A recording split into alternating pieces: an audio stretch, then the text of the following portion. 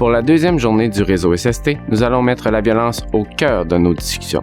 Il était important pour nous d'être capables de reconnaître la violence, de comprendre les causes et d'en mesurer les conséquences et les effets sur la santé des professionnels en soins. Pour terminer cette journée, nous présenterons des outils afin d'être capables de faire une prise en charge adéquate de la violence. J'ai été invitée au réseau des militantes à venir parler de toute l'importance de la prévention du harcèlement psychologique et de l'incivilité au travail. Il s'en produit malheureusement trop souvent et les gens ont besoin d'être outillés pour savoir comment on peut, au quotidien, poser des actions qui pourront contribuer à un meilleur climat de travail.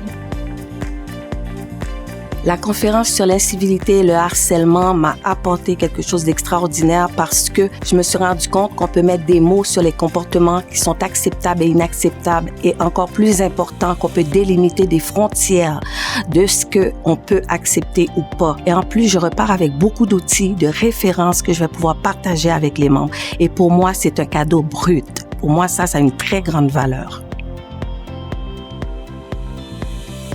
Aujourd'hui, j'ai offert une conférence aux membres du réseau Santé-Sécurité au travail pour les sensibiliser aux expressions de la violence conjugale qu'on peut observer chez les employés qui en vivent à la maison. Également, sur les outils qu'on peut mettre en place dans un milieu de travail pour soutenir ces personnes-là et également pour resserrer le filet de sécurité afin de protéger les employés lorsqu'ils sont sur leur lieu de travail. La conférence sur la violence conjugale m'a permis de valider déjà les connaissances que j'avais et de m'outiller aussi pour améliorer les plans d'action que nous avons là au sein de nos établissements et aussi d'outiller mieux mon exécutif local.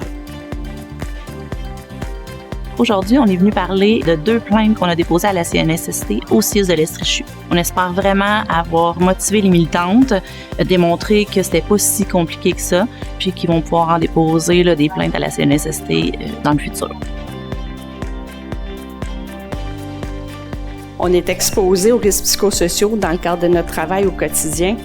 Ça fait pas de doute, puis vous en avez fait très bien la démonstration par vos nombreux témoignages depuis hier. Donc, on voulait conscientiser et maintenant, c'est le temps de passer à l'action.